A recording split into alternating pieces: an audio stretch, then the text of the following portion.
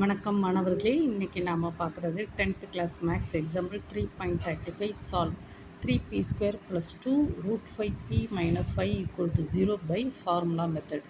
எடுத்துக்காட்டு 3.35 3p² + 2 √5p - 5 = 0 ஐ சூத்திர முறையில் தீர்க்கவும் அப்படின்னு சொல்லியிருக்காமா. இப்போ நம்ம இந்த ப்ராப்ளத்தை எழுதுவோம். 3p² + 2 √5p - 5 = 0. இந்த ப்ராப்ளத்துக்கு சூத்திர முறை அப்படிங்க. அப்போ இதுக்கு ஒரு ஃபார்முலா இருக்குது. ஃபார்முலா என்ன ஃபார்முலா தெரியுமா? பொதுவாக ஜென்ரல் ஃபார்முலா என்னதுன்னா எக்ஸ் ஈக்குவல் டு, அதாவது இங்கே ஓகே நான் உங்களுக்கு சொல்லித்தரேன். X equal to -b ±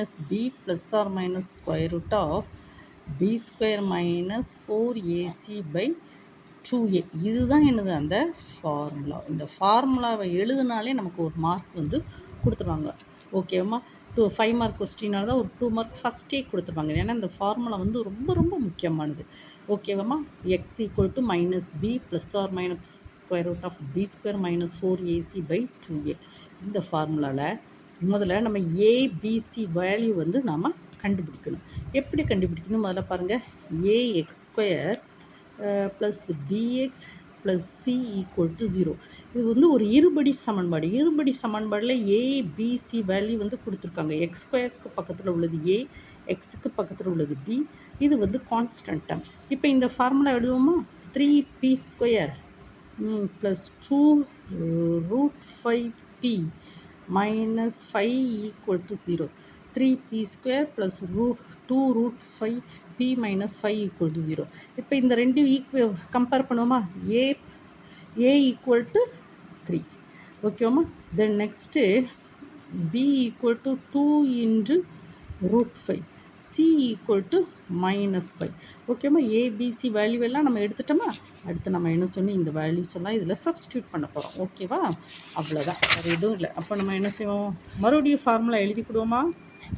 p = நம்ம இதில் என்ன இருபடி சமன்பாட்டில் என்ன கேட்டிருக்கோம்? பியோட வேல்யூ p = என்னன்னு சொல்லி கேட்கான். ஆனால் நமக்கு இருபடி சமன்பாடில் என்ன கேட்டிருக்கான்? ax² + bx + c. இது எக்ஸ் இருக்கிறனால இங்கே எக்ஸ்ன்னு போட்டிருக்கோம். ஆனால் நமக்கு இங்கே ஃபார்முலாவில் என்னது? p² இருக்குது. அப்போ பியோட வேல்யூ கண்டுபிடிச்சோம். ஸோ p = அகெயின் ஃபார்முலா எழுதுமா? -b ± √b² - 4ac/2a. இந்த ஃபார்முலாவை நான் 2 டைம்ஸ் எழுதுகிறோமா? ஃபார்முலாவை மறக்காமல் படிக்கணும் அதுக்காக. So a = 3, b = 2 √5, c = -5. எல்லா வேல்யூஸும் சப்ஸ்டியூட் பண்ணுங்கள். p = -2 √5 ± √b² என்னது? 2 √5 the whole square -4. a என்னது? 3. c என்னது? -5 divided by 2a. 2 × 3.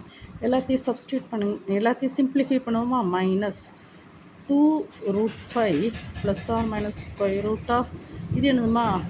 2². அப்போ 4. அப்படி தானம்மா? இது 2². √5 மறுபடியும் எழுதிக்குவோமா? அப்போ அங்கே 2² எழுதுவோம். √5 the whole square எழுதுவோம். அப்போ -of that is plus. 4 * 3 12, 12 * 5 that is 60 divided by 2 * 3 that is 6. p = -2 √5 ± √2 power 2 என்னதுமா? 4. √5 the whole square வேல்யூ என்னது? 5. ஓகேம்மா? Plus 60 divided by 6. ஓகேம்மா? ஸோ p = -2 √5 ± என்னது? 4 * 5 20. 20 + 60 √80 divided by 6. சரி, ஓகே. இந்த √80 நம்ம எப்படி கொண்டு போகலாம்?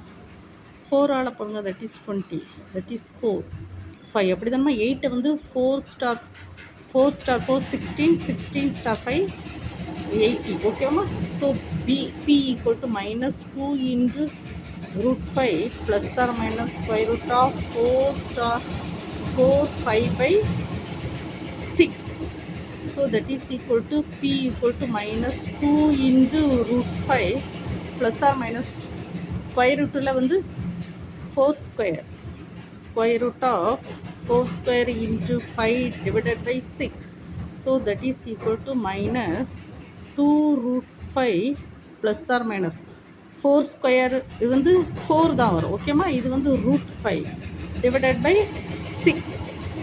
இதோட நீங்கள் நிறுத்திக்கலாம், வேணாம் இல்லைன்னா 2, ஓகேவா. நீங்கள் என்ன செய்யணும், சிம்பிளிஃபை பண்ணிக்கிட்டே இருக்க வேண்டியதான். நீங்கள் என்ன செய்யணுமா, இந்த வீடியோ பார்க்கக்கூடிய ஒவ்வொரு மாணவனும் ஒவ்வொரு மாணவியும் கண்டிப்பாக சப்ஸ்கிரைப் பண்ணணும், ஓகேவாம்மா. அதுக்கப்புறம் உங்கள் லைவ் கிளாஸ் தேவைப்பட்டால் சொல்லுங்கம்மா.